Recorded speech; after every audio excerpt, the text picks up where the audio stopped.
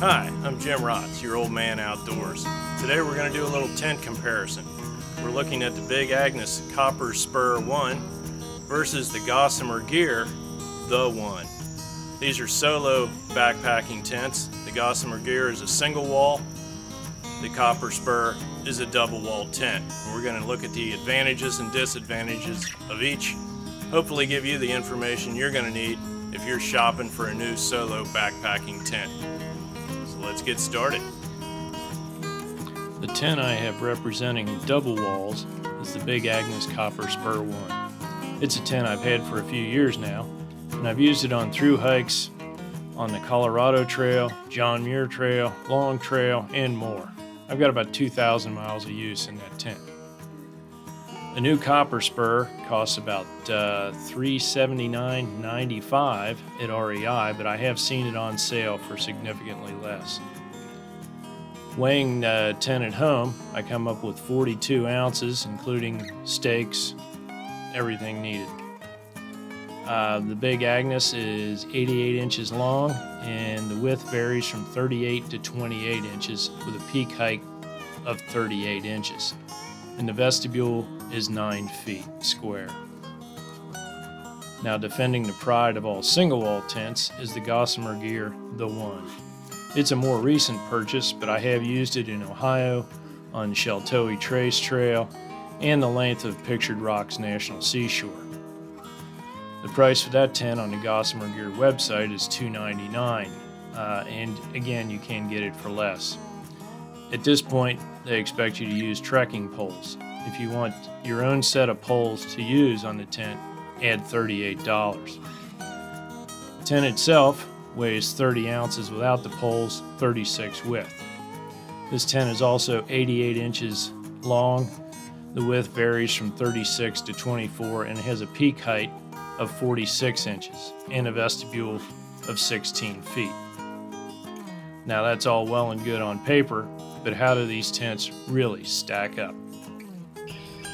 Another test we're doing is looking at how long it takes to put up the Copper Spur versus putting together the Gossamer Gear. Now what I'm going to do with the Gossamer Gear is I'm going to use the optional poles rather than use a trekking pole, just so everything is consistent.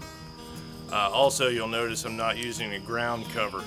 Again, that's just for testing purposes. So let's get started.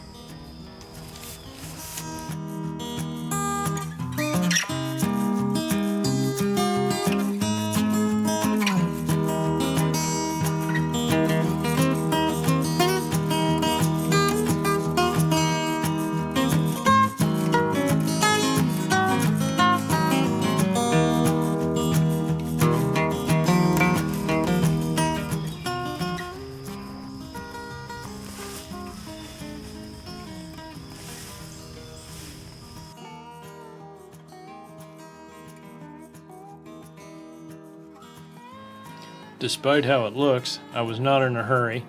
The Copper Spur took just under 7 minutes, and the Gossamer Gear was less than 4. In addition to a faster setup, the design is such on the Gossamer Gear that the interior is never exposed to the rain during setup. Copper Spur, you can set up pretty quickly, but there is some exposure to rain. The vestibule on the Gossamer Gear is 16 feet, larger than the Copper Spur's 9 foot of vestibule.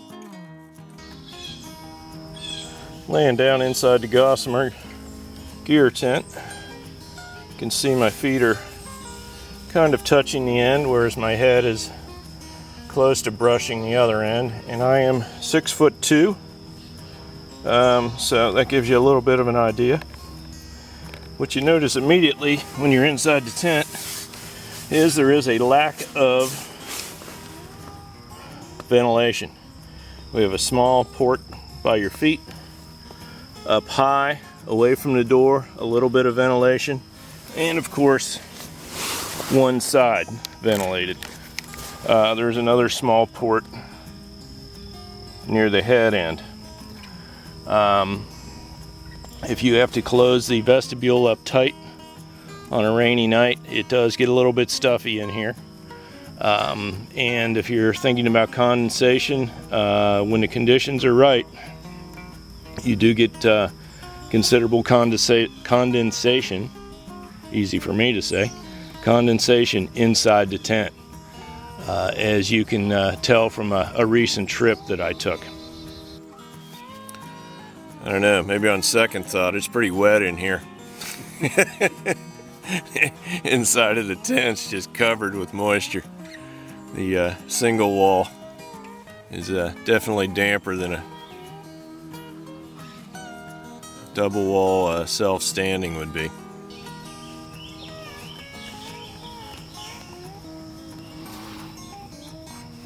Here's a large air mattress inside the Copper Spur. We'll push the foot end down to the end and see you've got some room up at the top end. So head to toe, probably about the same amount of room. Let's climb inside and see how it feels.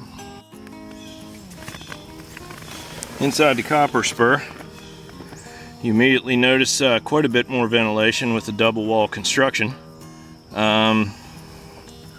Certainly the whole side that you climbed in and out, but the entire body of the tent is fabric, so there is some ability for some ventilation around the fabric. There is also another vent, if I can get to it, up by the head through the rain fly, so you can still get some ventilation even if the rain fly is closed up tight. Now you do not get quite as much headroom in this tent. However, again, it's 6'2". I can sit completely upright. I can't sit upright with a cowboy hat on, but I can sit upright.